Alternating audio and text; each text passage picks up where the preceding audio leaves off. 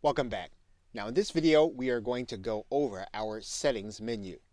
And one of the first things we're going to do is to go to the left side menu, and then we're going to click the settings link.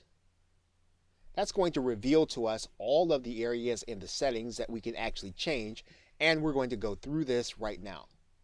Now the first area that you're going to click is going to be the general settings, and you're going to be able to make some changes here, but for the most part you're going to leave most of it the same.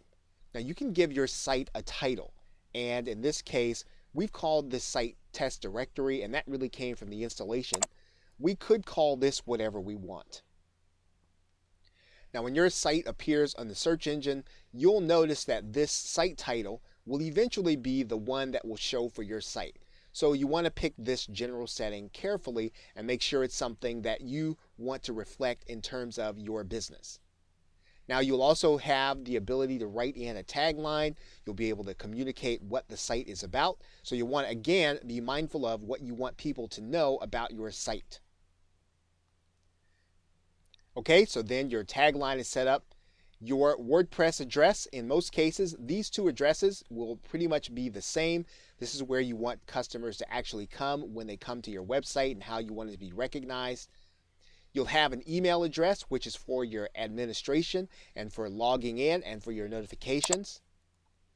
For membership, this will allow people to register on your site if you give them the address. Now, you will have to designate whether or not anyone can sign up to your site, and the only way that they'll be able to do that at will, whenever they want to, regardless of whether or not you give them a link, is by you making that available by saying anyone can register. If you leave this unchecked, that means that no one can register without you giving them permission or without them getting the link.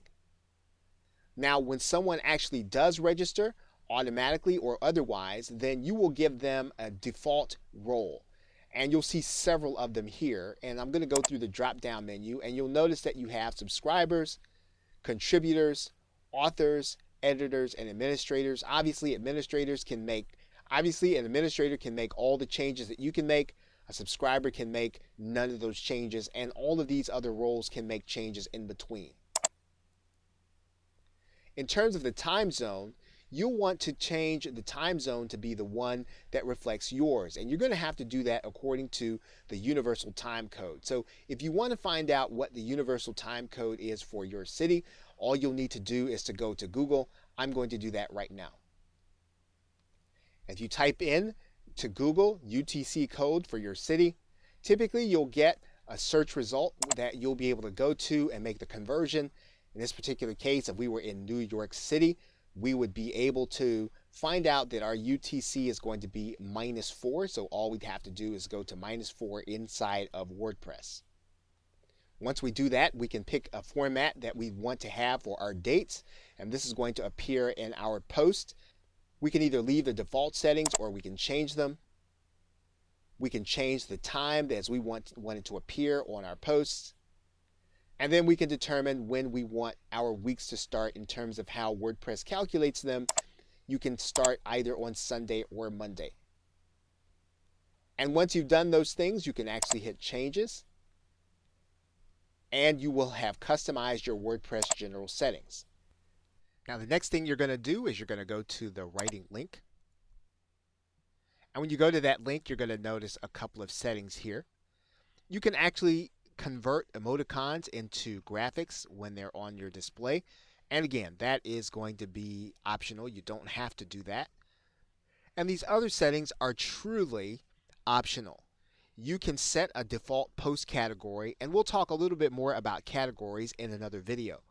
But you can make it so that every post that you start with will automatically go to your favorite WordPress category. You can automatically set it so that WordPress will automatically post in a specific format. And all of these formats are, once again, going to be optional.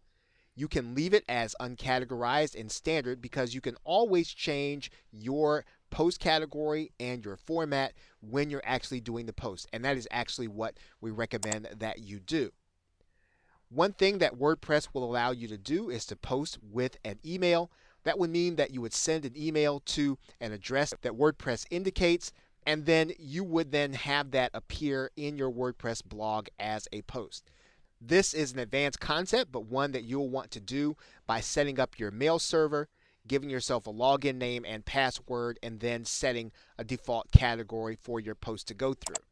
Now, WordPress will allow you to set certain services so that these services will be automatically notified when you actually post to your site. And they will notify these services to give you more exposure, to give you more backlinks, and to give you more opportunities to have other people see your post. So once you've updated the categories that you want inside the writing settings, you can click Save Changes. Okay, so with that, thanks, and I'll see you in another video.